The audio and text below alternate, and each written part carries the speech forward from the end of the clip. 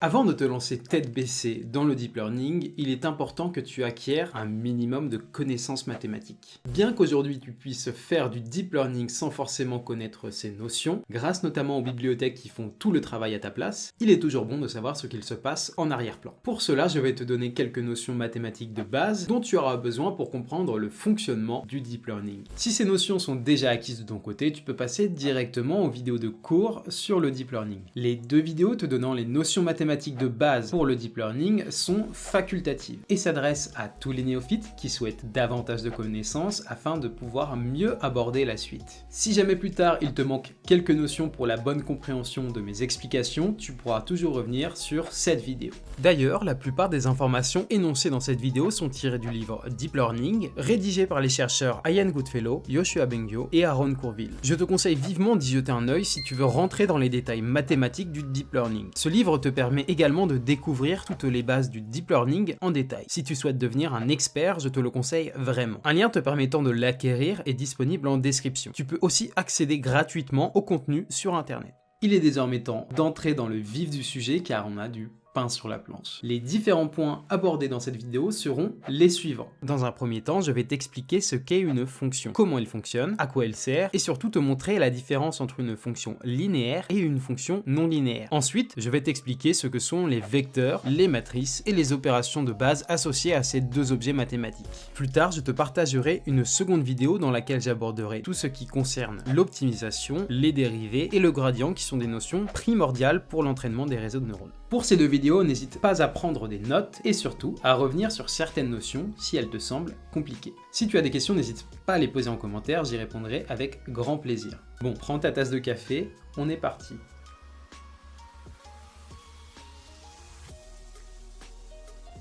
Qu'est-ce qu'une fonction ? Pour faire simple, une fonction est un système qui prend une valeur numérique en entrée et qui extrait une valeur de sortie. En général, une fonction se note f. Elle prend une entrée x et extrait une sortie y. Il est possible d'afficher ces fonctions sur un graphe. Voici un exemple de fonction simple. y est égal à f de x est égal à x. Cette fonction est dite linéaire car elle est représentée par une droite. Voici un autre exemple de fonction linéaire. y est égal à f de x est égal à 3x plus 2. Une fonction est dite non linéaire lorsque sa représentation sur un graphe n'est pas une droite, telle que y est égal à f de x est égal à x au carré. On remarque que pour une fonction linéaire, l'ordre de la fonction est toujours égal à 1. C'est-à-dire que l'entrée x n'est jamais multipliée par elle-même. Sa puissance est 1. Les fonctions non linéaires, quant à elles, ont un ordre supérieur à 1. Cette notion de fonction linéaire et non linéaire nous sera utile dans la prochaine vidéo, donc retiens-le bien. Tu auras également besoin de quelques bases d'algèbre linéaire afin de comprendre ce qu'il se passe au sein des algorithmes de deep learning.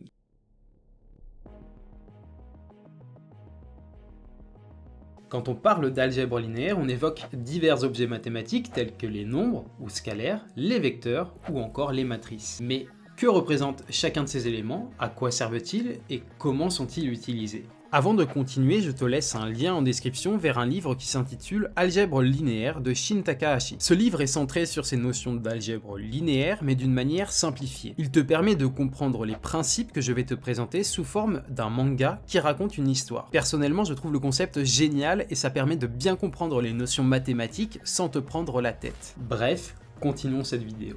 Tout d'abord, quand on parle de scalaire, on fait référence à un nombre réel. Les nombres réels sont des nombres qui peuvent être positifs ou négatifs, à virgule ou non, et ils s'étendent sur un ensemble infini. Par exemple, les nombres 50, 45,3, moins 66 ou encore moins 1,2 sont tous des nombres réels. Les vecteurs sont des listes de nombres ayant un ordre spécifique. Chaque élément est identifiable par un indice particulier. Par exemple, si on considère un vecteur à 3 dimensions appelé V, celui-ci est constitué de 3 nombres, x1, x2 et x3, qui sont identifiables grâce à leur indice 1, 2 et 3. Afin de mieux visualiser mon propos, voici un espace à 2 dimensions. Celui-ci est représenté par ces deux axes x et y. Un vecteur V est donc représenté au sein de cet espace par deux nombres, x1 et x2. Chaque nombre qui compose le vecteur correspond grossièrement à un mouvement dans l'espace dans la direction de l'axe associé, x1 étant lié à l'axe x et x2 étant lié à l'axe y. Ainsi, si je considère un vecteur v1 est égal à 1, 3, celui-ci se déplace de 1 unité en direction de l'axe x et de 3 unités en direction de l'axe y, ce qui nous donne le vecteur suivant. Un vecteur est souvent relié à un point de départ. En l'occurrence, V1 est ici situé en position 0, 0. Si on prend comme point de départ le point 1, 2, le résultat final n'est pas le même puisque nous ne sommes pas partis du même endroit. Cependant, le mouvement effectué par le vecteur restera identique. À présent, voyons la différence entre un point et un vecteur. Par exemple, un point dans un espace à deux dimensions est également représenté par deux nombres. En règle générale, il est noté de manière différente au vecteur afin de bien les différencier. Le vecteur est souvent représenté avec des crochets tandis que le point est représenté avec des parenthèses. Attention, tu peux également trouver des vecteurs notés avec des parenthèses, donc sois vigilant sur ce point. Passons désormais au dernier objet mathématique de cette vidéo, les matrices. Les matrices sont des tableaux de nombres à deux dimensions où chaque élément est identifiable par deux indices. Un indice qui permet d'identifier les colonnes et un autre les lignes. L'idée est sensiblement la même que pour le vecteur, mais avec une dimension en plus. En réalité, le vecteur est une matrice spéciale appelée matrice ligne ou matrice colonne, en fonction de la dimension que l'on regarde. En revanche, une matrice est plus complexe à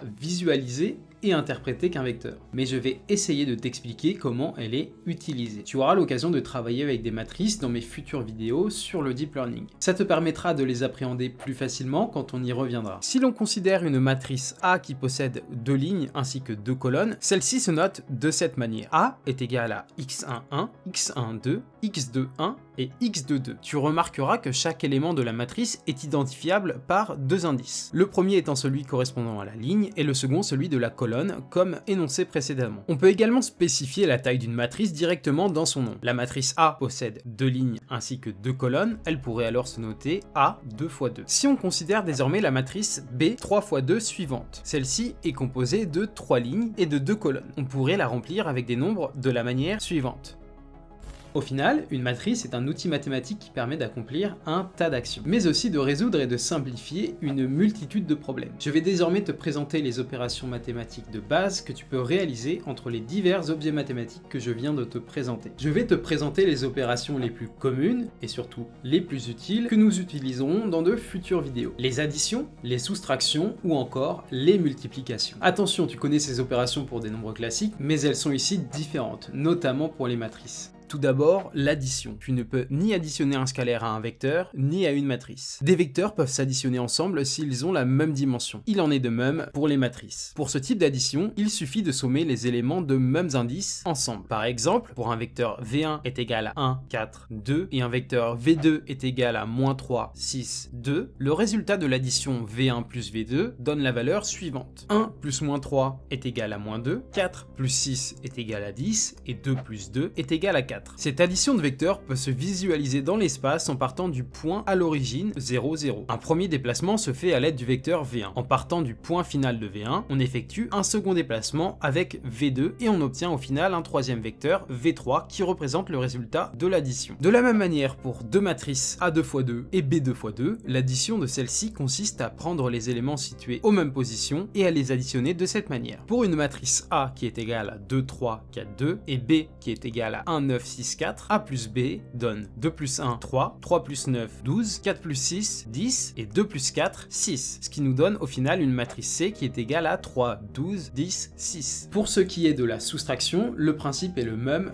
que pour l'addition. Concernant les multiplications, il est cette fois-ci possible de multiplier un nombre quelconque avec un vecteur ou une matrice. Il suffit simplement de multiplier ce nombre avec tous les éléments de l'objet concerné. Pour les autres types de multiplication, comme par exemple vecteur avec vecteur ou encore matrice avec matrice ou enfin vecteur avec matrice, cela se complique. Je ne vais te montrer que le cas d'une multiplication de deux matrices. Tout d'abord, il faut savoir que l'ordre des matrices a une importance. Ainsi, pour deux matrices A et B, A fois B est différent de B fois A. Il est également important de savoir qu'il n'est pas possible de multiplier n'importe quelle matrice ensemble. En effet, la matrice de gauche doit avoir autant de colonnes que la matrice de droite possède de lignes. Un petit exemple permettra de mieux visualiser ceci. Soit les matrices A 2 x 3 et B 3 x 3 suivantes. A possède autant de colonnes que B possède de lignes. La multiplication A fois B peut donc s'effectuer. Cependant, la multiplication B fois A ne peut pas s'effectuer car B ne possède pas autant de colonnes que A possède de lignes, ce qui démontre l'importance de l'ordre des matrices. Maintenant, comment se déroule la multiplication de A par B?